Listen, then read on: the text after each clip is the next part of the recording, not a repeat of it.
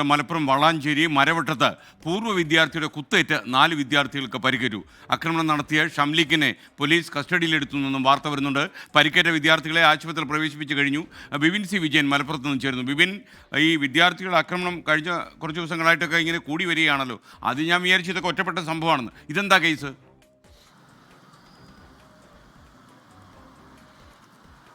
അതെ SKN, ഇതിപ്പോൾ 4 വിദ്യാർത്ഥികൾക്കാണ് പരിക്കേറ്റിരിക്കുന്നത്. ഇവർ കാടാമ്പുഴ ഗ്രേസ് വാലി കോളേജിലെ വിദ്യാർത്ഥികളാണ്, BBA വിദ്യാർത്ഥികളാണ്.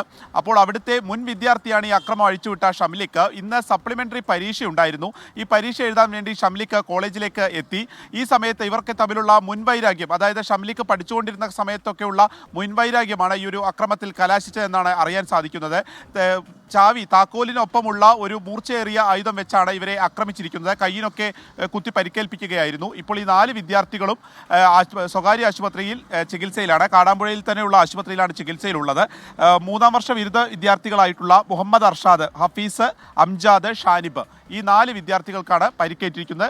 ഇപ്പോൾ ഷംലിക്ക് കസ്റ്റഡിയിലാണ് കാടാമ്പുഴ പോലീസിന്റെ. വിശദമായ ചോദ്യം ചെയ്യൽ തുടരുകയാണ്. SKN. Okay, thank you Bibin C Vijayan. എന്തായാലും നമ്മുടെ വിദ്യാർത്ഥികൾക്ക് എന്താ സംഭവിക്കുന്നത് എന്ന കാര്യം രക്ഷകർത്താക്കളും നാട്ടുകാരും ഒക്കെ ആലോചിക്കട്ടെ എന്നാണ് നമുക്ക് പറയാനുള്ളത്.